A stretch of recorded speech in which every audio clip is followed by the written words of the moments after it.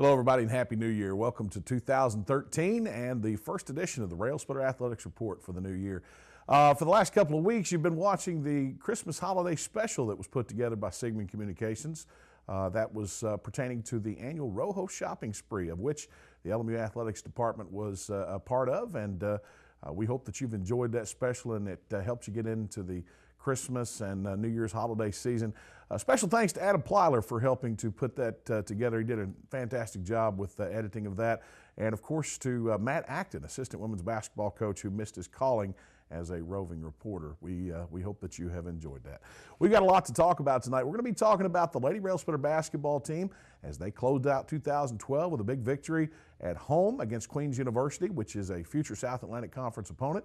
They closed out 2012 with Milligan College win, and now they're looking to 2013 in South Atlantic Conference play.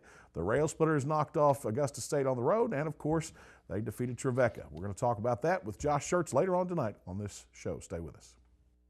SIGMON Communications is your local radio and television stations bringing your local information, local news, and the best music from yesterday and today. SIGMON Communications was established in 1987 on the campus of Lincoln Memorial University. Since then, we have been involved in community events and other projects. SIGMON Communications is not only your local radio and television stations, but we are a learning facility aimed at educating students in the field of broadcast communications. SIGMON Communications, not just the great building with satellites that sits on the hill. We're now MediaStream, bringing home to you more and more improvements. As your hometown team, we're dedicated to bringing our friends and neighbors more service upgrades than ever before. Always available 24/7 customer service and technical support. 30-day money-back guarantee on services. Improved bundles that will save you money. Get ready to do more of the things you love with the people you love and with savings you'll love. Call 1-800-392-2662 for details. MediaStream, bringing it home to you. Bringing it home to you. Since 1973, DeRoyal has been a leader and an innovator in manufacturing products for the healthcare industry. DeRoyal supplies more than 20,000 products and product lines such as acute care, orthopedics, wound care, and trauma. DeRoyal is proud to be the largest supplier of orthopedic soft goods to clinics and hospitals in the nation. Since its start in Tazewell, Tennessee, DeRoyal has grown to open factories in over 29 locations worldwide and employs over 2,000 people. DeRoyal, a name you can trust and an employer you can count on. Looking for efficient, compassionate, and comprehensive health care for you and your family? Visit University Medical Clinic. All providers are faculty members of LMU's DeBus College of Osteopathic Medicine and are board certified in their specialty. Multiple specialties available including family medicine, pediatrics, OBGYN, and osteopathic manipulative medicine, with locations in Harrogate, Tazewell, and New Tazewell, and most insurance plans accepted. University Medical Clinic is here to serve you. Call 423-869-7193 for an appointment. University Medical Clinic. Welcome back to the show. Let's get started. Roger Hodge and the Lincoln Memorial University women's basketball team closed out 2012 on a strong note. On December 19th, the Lady Railsplitters entered the Christmas break by handing future South Atlantic Conference member Queens University a 63-58 setback when they entered the Tex Turner Arena trying to hand the LMU women their second consecutive loss. The Lady Railsplitters got a strong performance from junior guard Kalasia Green, who pumped in 14 points on 6 of 10 shooting from the floor, while freshman forward Courtney Cox came off the bench to give LMU an additional offensive lift by contributing 10 points on 3 of 4 shooting, including 2 3-pointers. The Lady Railsplitters improved to 6-5 with the win and were idle until December 30th when they played their non-conference home matchup with Milligan College. In that outing with the Buffalo, the LMU women picked up their 3rd win in the past 4 games when they handed Milligan a 71-62 loss to close out 2012. This time, junior forward Miranda Bodie carried the Lady Railsplitter attack, scoring 22 points and grabbing 8 rebounds to lead all players in both categories. Senior guard Kelsey Bradford also found double figures as she put in another 13 points to help the Lady Railsplitters improve to 7-5 overall. The LMU women have until Wednesday, January 9th to prepare for their next game, which will be on the road against the Lions of Mars Hill College. The LMU women are winless in league play at 0-2 and will be looking for their 3rd consecutive win when they take the floor against MHC at 6 p.m. in Mars Hill, North Carolina. And the Lincoln Memorial University men's basketball team also continued its winning ways and will be looking to climb the national poll when it's released by the National Association of Basketball Coaches next Tuesday afternoon. On December 19th, the number 20 nationally ranked Railsplitters closed out 2012 on the road with an enormous 67-53 victory over number 12 nationally ranked Augusta State at the James Brown Civic Center in Augusta, Georgia. For the most part, the Railsplitters led the contest from beginning to end while handing ASU its first loss of the season and its first in NCAA Southeast Region play. Senior center Jake Troyley appeared unstoppable at times as the second-year starter put in 24 points on 10 of 18 shots while also leading the Railsplitters on the boards with 12 rebounds. In their first game of the new year, the Railsplitters picked up their second victory of the season over a hard-nosed Trevecca Nazarene University basketball team. The last time these two teams met on November 20th, LMU traveled to Nashville and pounded the Trojans on their home floor, handing them a 73-52 loss, which was the Railsplitters' third win of the season. Wednesday night's bout with TNU ended in the same result, but didn't come as easy for the nationally ranked Railsplitters as LMU and Trevecca played to a 64-64 tie at the end of regulation. In fact, neither team led by more than 8 points during the entire game, and the winner wasn't decided until Railsplitter sophomore guard Lorenza Ross hit a three-pointer near the top of the circle with less than 2 seconds remaining in overtime to lift LMU to victory. Junior Vincent Bailey led LMU in scoring and rebounding with 20 points and 10 boards, while senior forward Dustin Craig added 16 points and grabbed 10 rebounds, and senior guard Cam Carden chipped in another 13 points. Now 9-1 on the year, the Railsplitters wait for the next National Association of Basketball Coaches poll to be released this Tuesday afternoon to see how much they will move in the NCAA Division II Top 25 rankings. Like the Lady Railsplitters, the LMU men have the weekend off and will use the downtime to prepare for next Wednesday's resumption of the South Atlantic Conference schedule. At 2-0 in the league, the Railsplitters are one of 3 teams in the SAC that have a perfect conference record and join Anderson University as one of only 2 teams with a 2-0 mark entering this weekend's play. The Railsplitters travel to Mars Hill, North Carolina Wednesday evening for an 8 p.m. meeting with the Lions. We're going to take a brief time out, and when we come back, we're going to talk with LMU head men's basketball coach Josh Schertz about closing out the 2012 portion of the season with that big win over Augusta State and about this week's win over Trevecca, as well as the upcoming week with Mars Hill and Brevard. Stay with us right here on the Railsplitter Athletics Report. I will help families adopt children from around the world and in our own backyard. I am teaching ethics to the next generation of lawyers. I will make a difference for the underserved of this region.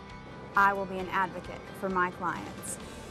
As a prosecutor, I fought for those who couldn't speak for themselves. I'm a lawyer and professor. I will be a lawyer. I will be a lawyer. I will be a lawyer. I guess we'll take Morty.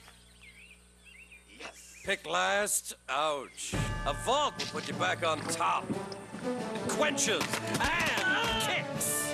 Incoming! Yeah!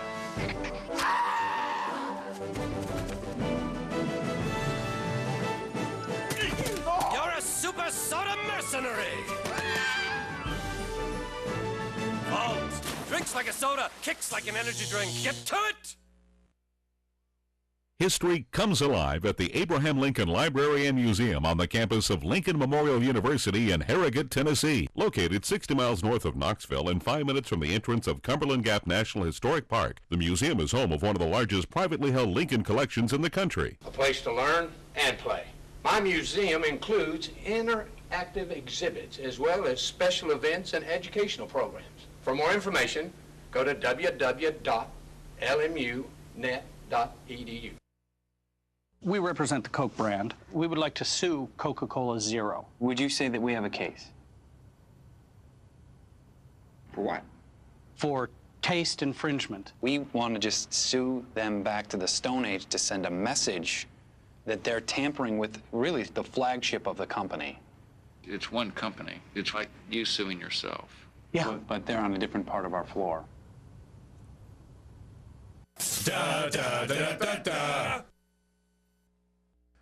Well, I need to make a correction. As all coaches do, they pay attention to detail. Coach Schertz, during the commercial break, informed me that it was not, in fact, Mars Hill and Brevard. It was Mars Hill and Anderson. How could I forget the nationally televised game on CBS Sports on Saturday, the 12th? Coach, I apologize, but boy, the Railsplitters have really done just about all they can do to remain perfect. We closed out 2012, I thought, with probably our best performance of the year on the road down there in Augusta, Georgia. You know, you and I talk. I've talked to you a couple of times about the fear of the unknown and not playing Augusta a whole lot. I'm always kind of somewhat scared of playing them, but that's the first time I've played them down there. We've played them down there, and we really just took it to them the entire game. Yeah, we played well. You know, I think really for 40 minutes we had great energy. I thought that was about as well as we've guarded all year, and you know, we did a really nice job offensively, moving the ball, sharing it, and turning it, and you know, I thought that was, you know, that and the King game, that 80 minutes of basketball was certainly a demonstration of how well we can play when we have energy and when we play to our strengths, and certainly when we're focused. And we've had other games where we can look and see how poorly we play when we're not don't play with energy, don't play to our strengths, aren't focused, and don't try to dictate pace on both ends of the floor. So 10 games in, you know, we've kind of been a little bit of a roller coaster, but you know, we're 9-1, and now we get to head into the heart of our schedule here with the 16 conference games, and you know, we've got a couple days, you know, basically a week to kind of prepare to get into that, and then once that Wednesday with Mars Hill hits, it's you know, it's a great rhythm of the season. You know, 2 days of practice, a play, 2 days of practice, play, a day off, and then you're right back at it. So 16 games, 8 weeks, and everybody's chasing the same thing, which is a South Atlantic Conference regular season title. You said in the pregame before the Trevecca game that you know, you felt like the break was welcome, that the players probably needed a break from you, you needed a break from them. But when you play as well as you did against Augusta State, you gotta hate letting those guys go. You want to get them back off there on the floor quick. Yeah, I mean, there's, you know, I think it's you know, the break is good because I do think, you know, obviously I like to have played, you know, I think you come back, you're a little bit rusty, but everybody kind of goes through that, you know, but you know, I think it's good. The players, I mean, it's a grind for those guys, and to get, you know, I think, you know, I've been at the Division I level where you're practicing on Christmas Day. And I think it's awful for team chemistry. You know, guys are miserable. They're, you know, they're missing Christmas Eve and Christmas Day with their families, and so it's a nice break. The NCAA mandates, like I said, the guys do probably more. You know, they're gone a couple days. I miss them. I'm sure. I doubt any of them miss me.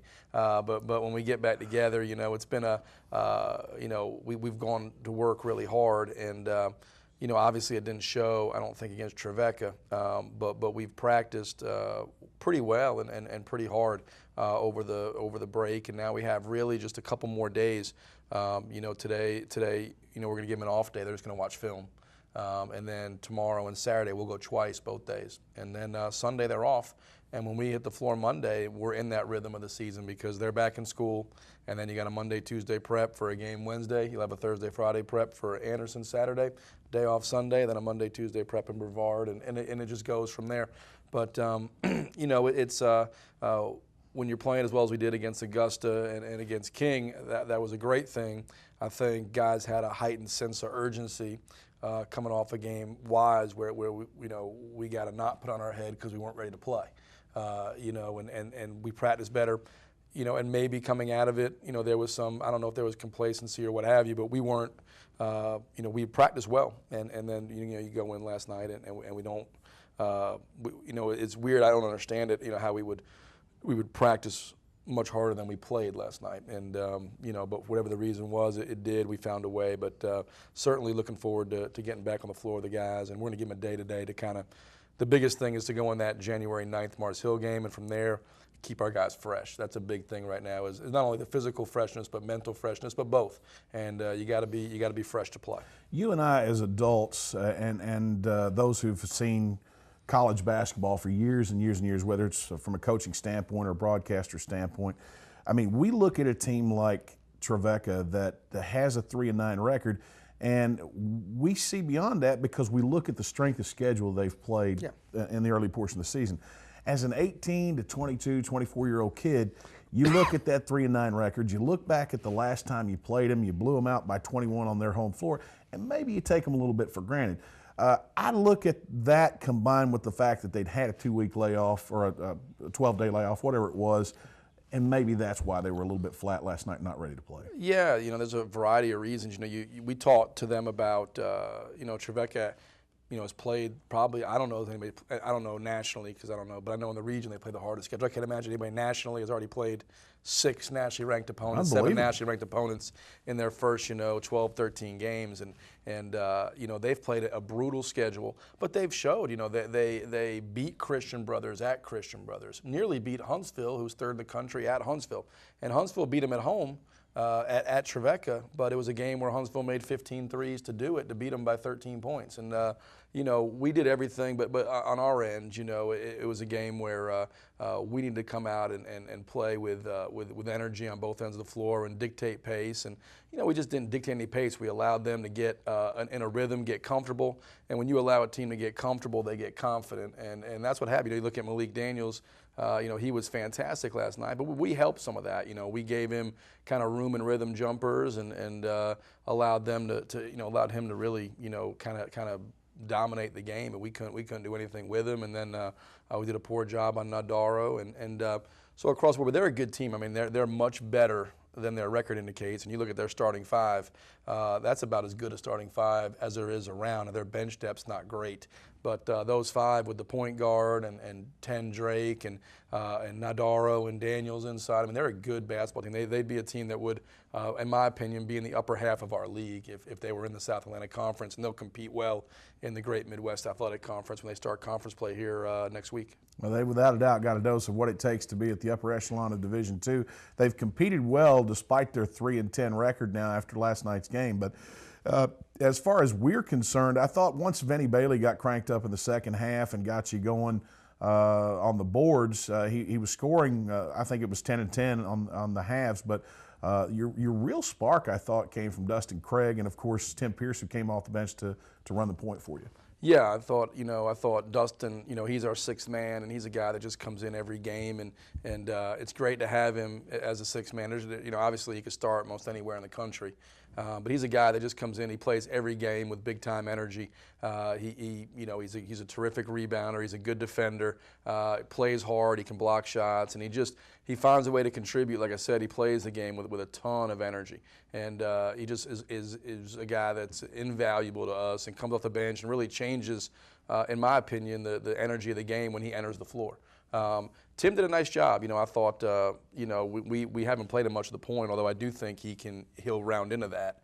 But, we had to do it. I mean, Lorenza really, the first 40 minutes of the game, I thought really struggled. CJ came off the bench and he wasn't, he was not ready to play. And so you have both your point guards that have kind of done it all year, and neither one's contributing. And so with 10 minutes to go, made the decision to go with Tim, and really for 8 minutes that second half he contributed, gave us 5 big points, did some good things defensively. And Tim's a guy who's kind of rounded into shape. You and I have talked about him before because we've talked about, I think he's our most talented guard, and I thought hopefully by January, that's a lot of time when freshmen or first-year guys kind of get it. The light comes on a little bit, and you can see the light starting to flicker with Tim. Where he's starting to understand what we're doing and where he needs to be. Hopefully, as this month kind of gets into gear, Tim will become a guy that can really play minutes for us, because you always want your best players to be your most talented players. Sometimes it's the difference. Your best players may not be your most talented. Cam Carden's not our most talented guy. He's one of our best players. But when your most talented guys are also some of your best players, that's how your team is at its best. And Tim's the guy we got to have round into shape to become the team we need to become here, over the next 8 weeks. 9-1. You're going to go into the first weekend in January without a game on tap, and that's very uncharacteristic as to what we've grown to expect over the last few years. But in this particular case, you did get some game time on Wednesday. Now you've got a week to prepare for the Mars Hill matchup. Mars Hill's a team that's under new direction. They've got a very young squad this year. They've taken some lumps early. But, we've learned over the years that the facility there at Mars Hill is always a tough place to play. You got a crowd that's very partisan towards the home team, and you got to have your game together to go there and play. Well, you do, and it's one of the more difficult places in the league because, like you said, it's a smaller venue. The football team is right there on the floor. They make it very difficult. You got to go by them to get into your locker room and out. Every time you go up and down the stairs, you're going right through the football section. It's very well strategically placed. But you know, at the end of the day, you know, when you go on the road, you got to put blinders on. You got to just focus on what's in front of you, what's on the court. Don't let the external distractions affect you. But it's going to be a good test. They're a team that, what Rick Scruggs has done is they're playing with a free mind offensively. Which what I mean is everybody on that team has confidence. I mean, they're just kind of like Catawba. You know, they're just moving the ball and guys are kind of, just jumping up and making shots. Everybody has a green light, and they're just, there's no, they're not thinking out there. They're just playing, and offensively they're really good. I want to say they're averaging about 85 points a game, which is second in our conference, and they can really shoot the ball from the perimeter. They won last night at Pfeiffer on the road, got a good road win in region, and so I think they'll be, it'll be a good test for our guys. Our third straight road game in league play, but we've been battle tested. You look at us now. We've played 10 games. 3 have gone to overtime. The King game was a tight game.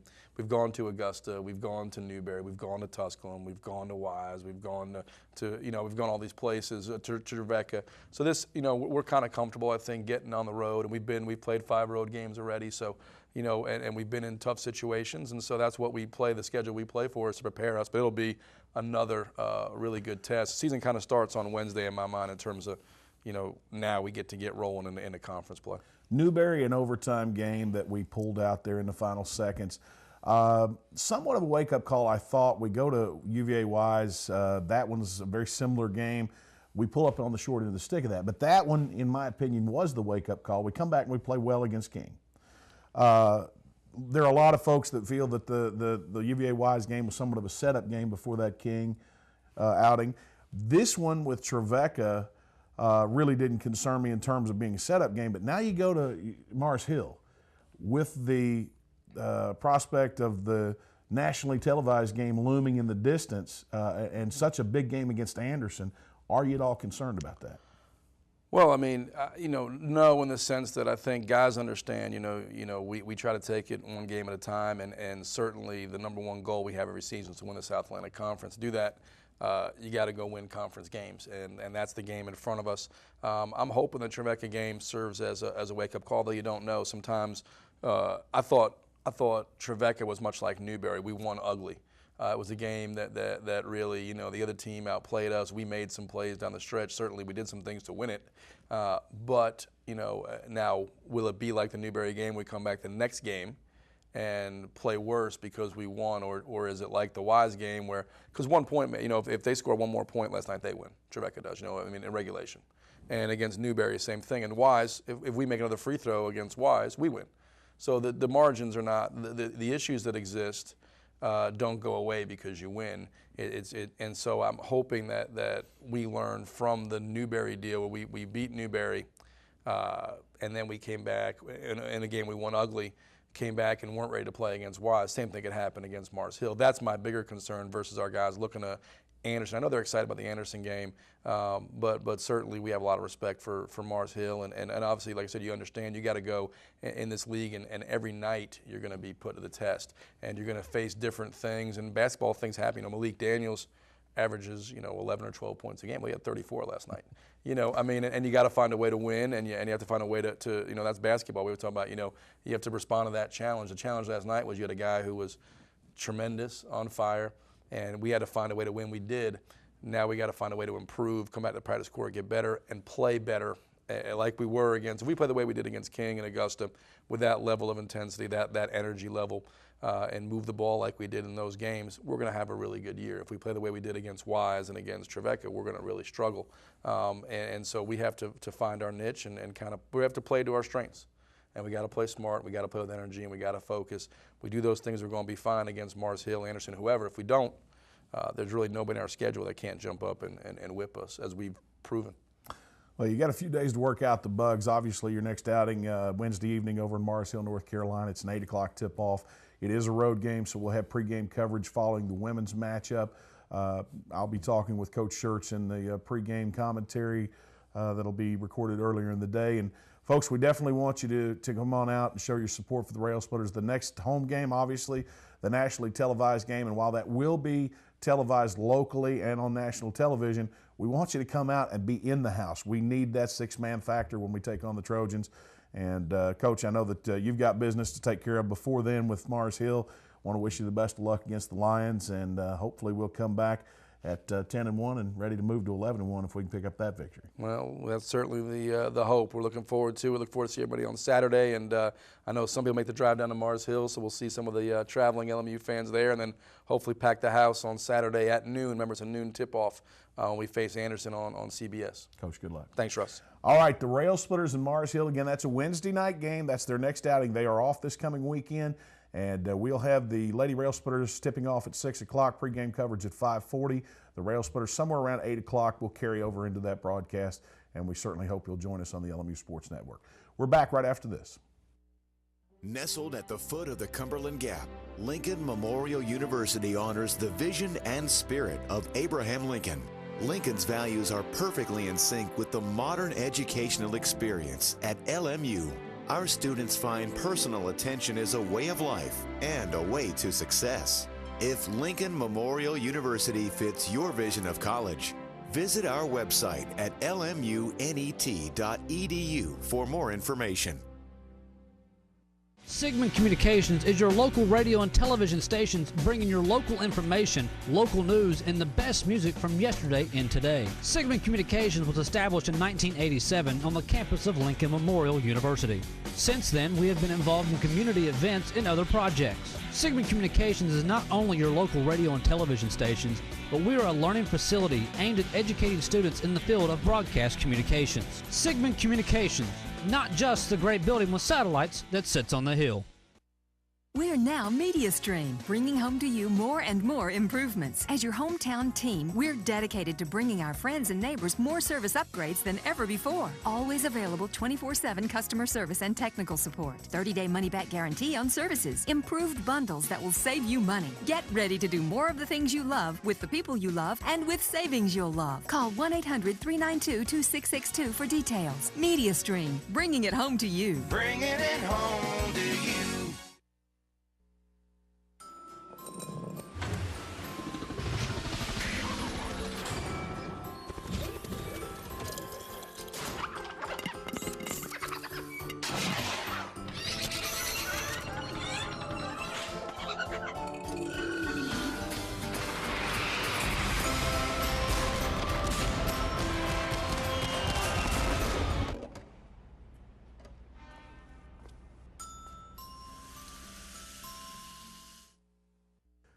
All right, let's tell you about some stuff coming up. We've already informed you about the Mars Hill game. That'll be radio only over from Mars Hill, North Carolina. But that nationally televised game against Anderson on CBS Sports, it's a noon tip-off.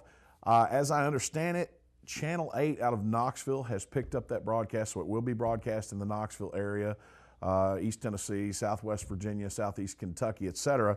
But, you know, wherever you are, if you're watching this show on the internet, you can catch that broadcast probably anywhere in the southeastern portion of the United States. I don't know about all the way out on the California coast, but nonetheless, a big opportunity for the Lincoln Memorial University Athletics program to be on national television and live at that. So we certainly want you to come out and show your support for the Railsplitters by packing the house. Free tickets are available all over the tri-state area, and you can get yours. If you'd like more information on how you can get a ticket to that game, phone the LMU Athletics office at 423-869-6285.